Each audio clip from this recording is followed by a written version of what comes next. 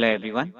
In the previous part of the video, we have discussed about total internal reflection, critical angle, and explanation of some of the natural phenomena like mirage by total internal reflection, and also we have discussed application of total internal reflection. And from this chapter, the topic like reflection, spherical mirrors, where we have to study about the concave and convex spherical mirror, and the mirror formula derivation has been reduced. So now the next topic that we are going to start is refraction at the spherical surface. And under this topic, the first thing that we are going to derive is the relation between refractive index n1, n2, object distance u, image distance b, and the radius of curvature r of the spherical surface.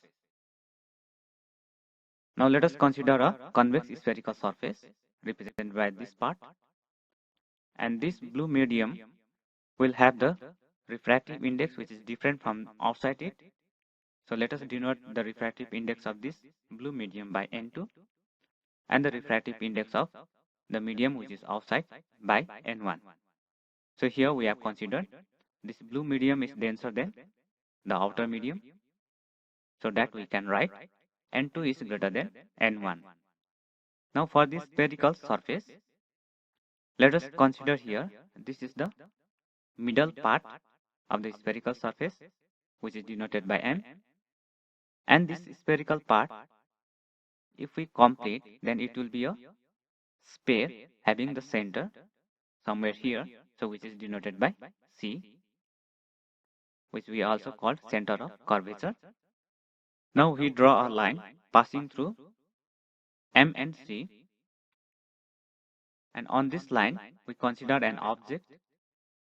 So this point O, which represents the object, and let us consider a ray of light coming out from this object O be incident on the spherical surface at this point. So in order to draw the refracted ray, so we must draw first the normal to this surface. So this represents the normal which is passing through the center of curvature, and this point is denoted by N. So as we already know that when the ray of light travels from rare medium to denser medium, it bends towards the normal. So this is the normal. So after refraction, the ray will bend towards the normal and it will meet this line somewhere here, and this will be the image of this object. So here will be the image. So let me denote by I. Now if we see here, then the angle between this incident ray and the normal, this angle, we call it angle of incidence represented by I. And similarly here, the angle between the refracted ray and the normal, we call it angle of refraction. Then here we drop a vertical line from N,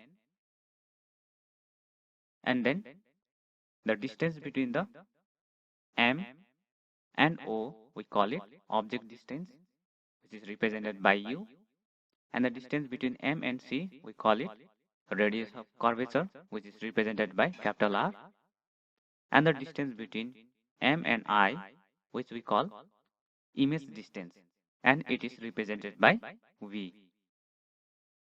Now let us write the introduction part. Let the object O be placed at the distance U in the rare medium having refractive index n1, and its image after refraction is at a distance V in the denser medium having refractive index n2, and here capital R is the radius of curvature.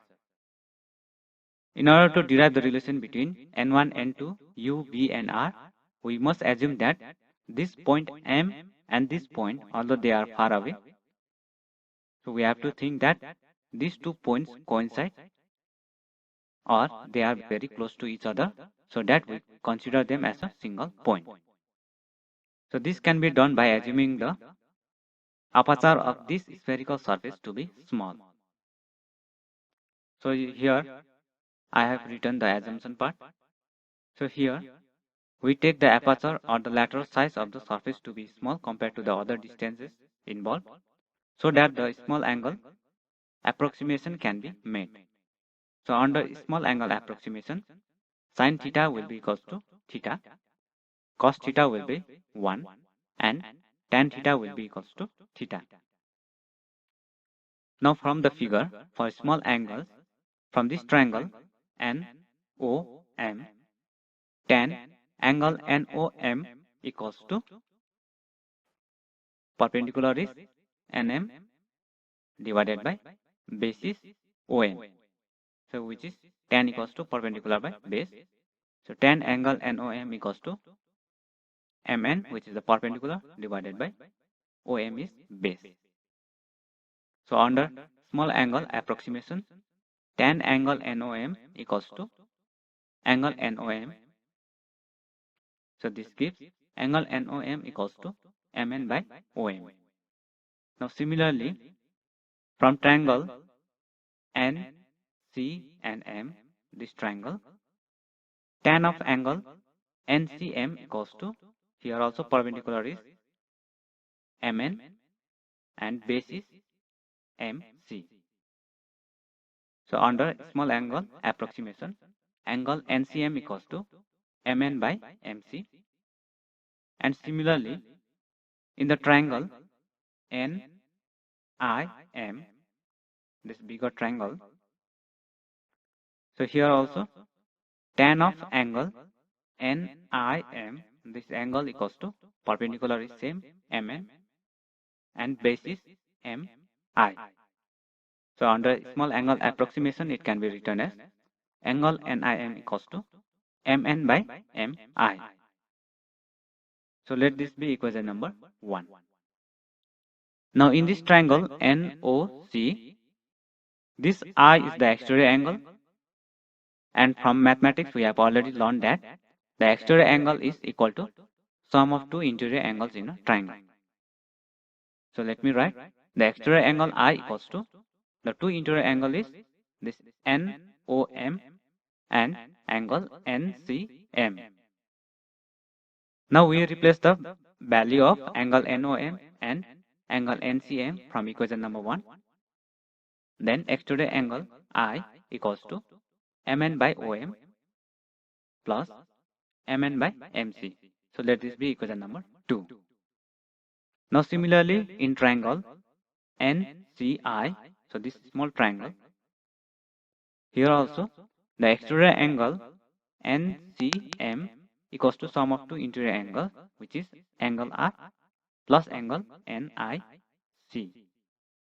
So here let me write exterior angle NCM equals to angle R plus angle NIM. So after replacing the value of angle NCM and angle NIM from equation number 1 and rearranging, we'll get angle R equals to MN by MC minus MN by MI. So let this be equation number 3. Now we apply the Snell's law, which is N1 sin I equals to N2 sin R. So here also we apply the small angle approximation. As I have already told you, sin theta will be theta under small angle approximation. So this N1 sin I will be N1 I and N2 sin R will be N2 R.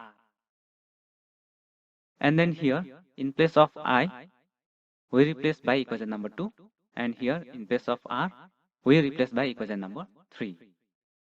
Now after using equation number 2 and 3, here we have got N1 into Mn by Om plus Mn by Mc equals to, in the right hand side, N2 into Mn by Mc minus Mn by Mi. So then in the numerator, from both sides, we cancel Mn by taking common, so that the remaining will be N1 by Om plus N1 by Mc equals to, in the right hand side, N2 by Mc minus N2 by Mi. Then we slightly rearrange. So here N1 by Om and this minus N2 by Mi we shift to the left hand side, then it will be plus n2 by mi, then equals to, and this n2 by mc minus, and this n1 by mc we take to the right hand side, then it will be minus n1 by mc. Then in the right hand side, we take mc common in the denominator, then it will be n2 minus n1 by mc. So let this be equation number 4. Now here we use the sign convention. So all the distance which is to the left of this m will be negative, and all the distance which is to the right of this m will be taken as positive. So OM, which is to the left of this m, is negative, so which is the object distance, so it is minus u. Then mi, so m is here and I, so it is to the right of this m, so it is taken as positive, so plus v, which is the image distance, and mc, m is here and c, so it is to the right of m, so it is taken as positive, so it is plus r. So replacing the value here in equation number 4, we will get n2 by v minus n1 by u equals to n2 minus n1 by r.